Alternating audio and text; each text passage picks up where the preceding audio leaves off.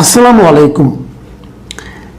প্রিয় দর্শক, আমাদের এখানে মাঝে মাঝে কিছু হত্যাকাণ্ড হয়, অঘটন ঘটে, এবং যখন ঘটে তখন সেটা নিয়ে অনেক আলোচনা হয়।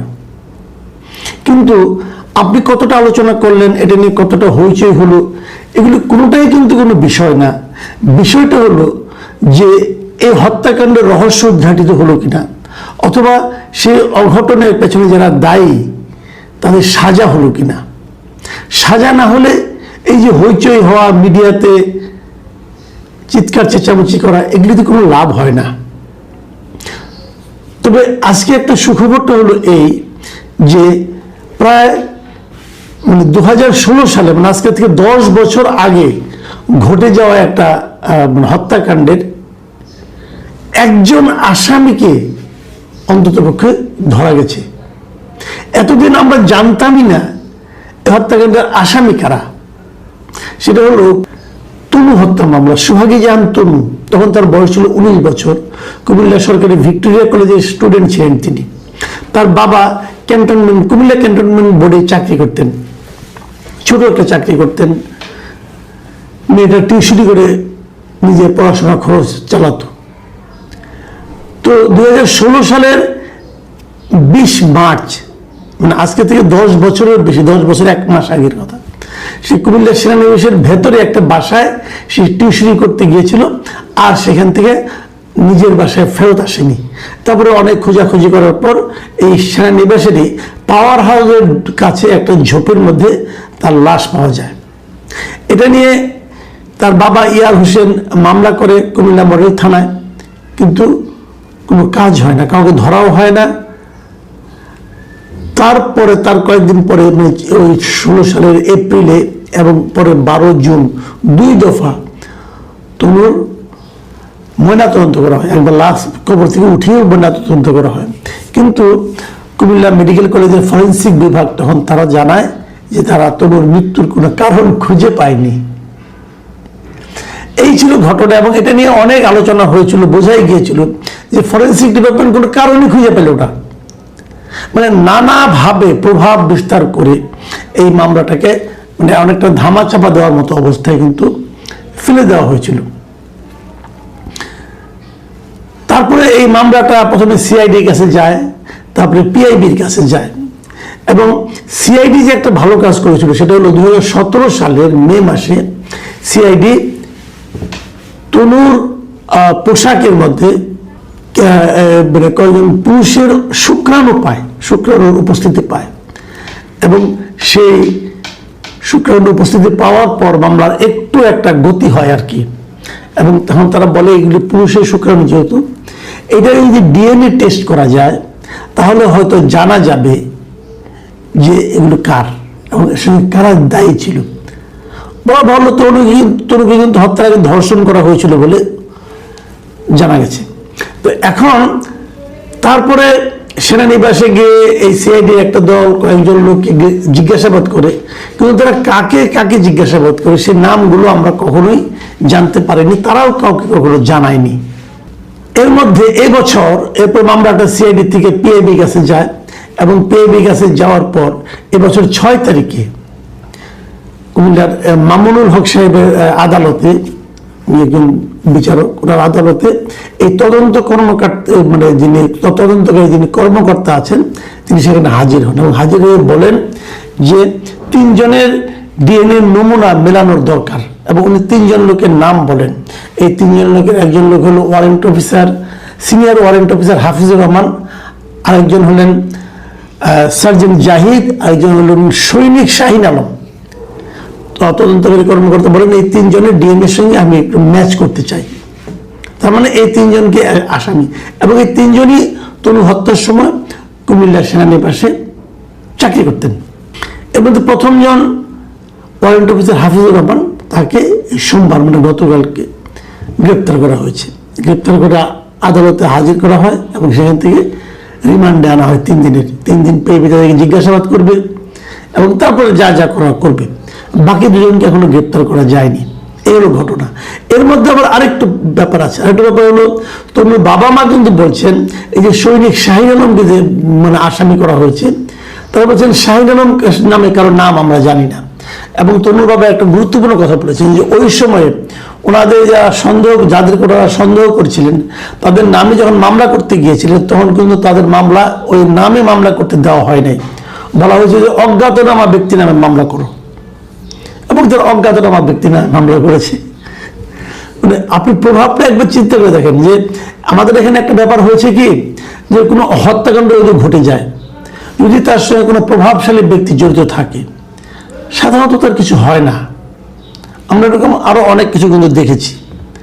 আমাদের রাজধানীতেও একটা ঘটনা ঘটেছিল, ধর্ষণ মানে হত্যার প্ররোচনা, অনেক মানে বড় লোকের ছেলের নাম এসেছিল, বসুন্ধরার ছেলের নাম এসেছিল, বসুন্ধরার মালিকের ছেলের নাম এসেছিল, কিন্তু কিছু হয়নি। কিন্তু এগুলো কিছু পাওয়া যায় না। টাকা অনেক সময় অনেক জোরে জোরে কথা বলে অথবা অনেক কথাকে থামিয়ে দেয়। যাই হোক, টাকা, ক্ষমতা, অনেক কিছু। এই তনুর 10 বছর হত্যাকাণ্ডের 10 বছর পরে হলেও একজন আসামিকে যে গ্রেপ্তার করা গেছে এবং আর দুজনের নাম জানা গেছে, হয়তো আরো দুজনের নাম এখান থেকে বেরিয়ে আসতে পারে। যেমন আসামিদের নাম যেভাবে ভাবছেন তনুর পিতামাতারা, তাদের যে সন্দেহ, সেই সন্দেহগুলিকে যদি মানে গোচরে নেওয়া হয়, আমলে নেওয়া হয়, তাহলে হয়তো আরো দুজনের নাম বেরিয়ে আসবে।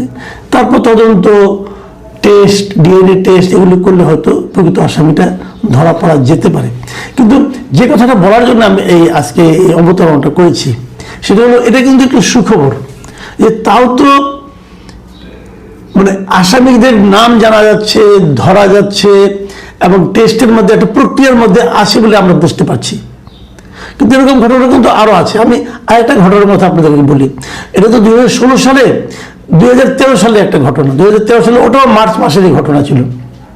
2013 সালের মার্চ মাসে নারায়ণগঞ্জে একটা স্কুল স্টুডেন্ট ছিল তানভীর মোহাম্মদ তকি, তাকেও কিন্তু অপহরণ করে হত্যা করা হয়েছিল।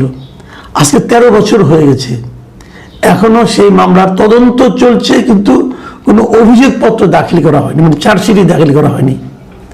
র্যাব একটা তদন্ত করেছিল, সেই তদন্তে আজমেরি, যে শামীম ওসমানের ভাইয়ের ছেলে আজমেরি ওসমান, তার নাম পাওয়া গিয়ে তাকে সন্দেহ করেছিল, কিন্তু আর কিছু হয়নি, মামলাটা ঝুলে আছে। কেন এই মামলা এত বছর ধরে ঝুলে আছে? তখন না হয় আওয়ামী লীগ সরকার ছিল, আওয়ামী লীগ সরকারের পাওয়ারফুল লোক ছিল আজমেরি ওসমান, শামীম ওসমান, তারা ছিল পাওয়ারফুল লোক, এই জন্য হয়তো কিছু হয়নি। কিন্তু এখন তারা আওয়ামী লীগ সরকার নেই, এখন কে বাধা দেবে?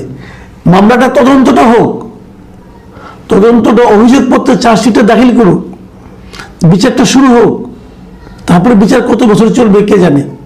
কিন্তু তকির বাবা মা কিন্তু এখনো তাদের বিচার পায়নি, সন্তান হত্যার বিচার পায়নি। এটা গেল 2013 সালের ঘটনা। আরেকটা ঘটনা বলে, তারও আগের বছরের ঘটনা, 2012 সালের 11 ফেব্রুয়ারি।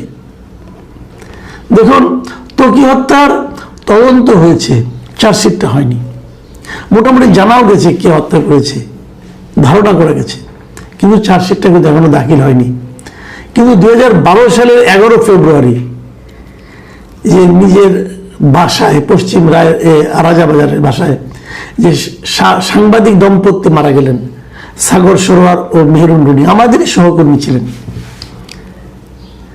এই জোড়া খুনের তদন্ত আজকে 14 বছরের বেশি সময় হয়ে গেছে, তদন্ত প্রতিবেদনই জমা দিতে পারেনি কেউ।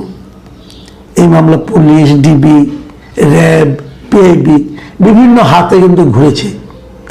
এখন পর্যন্ত এই মামলার তদন্ত প্রতিবেদনই জমা দেওয়া যায়নি, এবং তদন্ত প্রতিবেদন দাখিলের তারিখ এ পর্যন্ত 125 বারেরও বেশি পেছানো হয়েছে।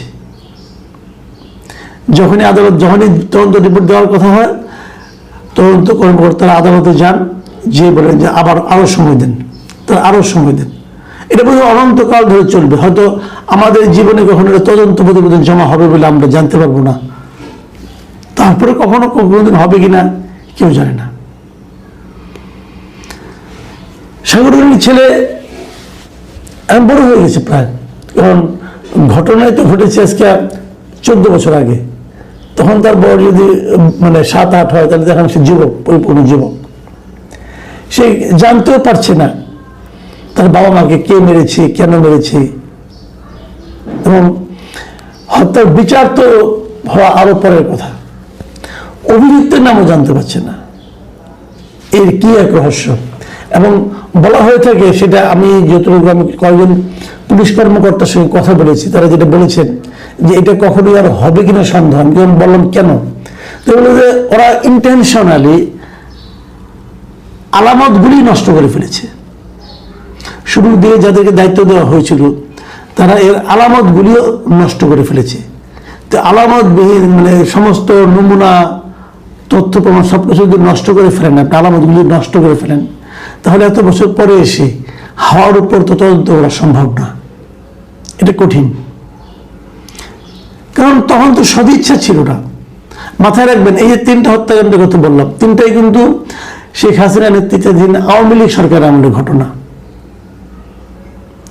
এবং এই প্রত্যেকটা ঘটনার সঙ্গে কিন্তু সেই সময় সরকারের একদম শীর্ষ পর্যায়ের ব্যক্তিরা জড়িত ছিল বলে কিন্তু সন্দেহ করা হয়।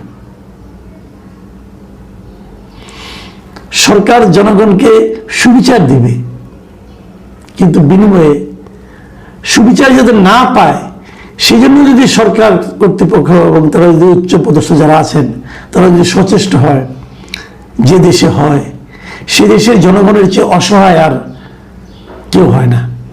আমরা হলাম সেই অসহায় জাতি যা নাকি এই ধরনের ঘটনা অবাধে ঘটতে দেওয়ার মতো বাস্তবতার শিকার হই। প্রিয় দর্শক, এই যে কথাগুলো বললাম এগুলো খুবই বেদনাদায়ক কথা, বলতে কষ্ট হয়,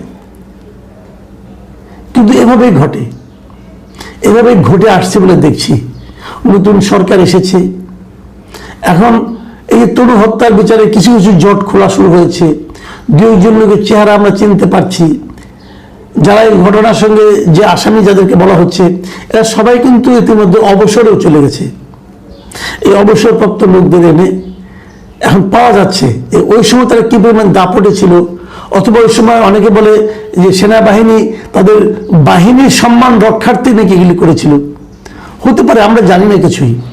কিন্তু এই সমস্ত সন্দেহ কিন্তু থেকে যায় যদি সুবিচারটা না হয়। এখন সুবিচারে আমরা আশা করি, আমরা একই সঙ্গে ত্বকী হত্যা বলেন অথবা সাগরণী হত্যা বলেন সেগুলিও কিন্তু আমরা বিচার প্রার্থনা করি। প্রিয় দর্শক, এখন এ পর্যন্তই। আল্লাহ হাফিজ।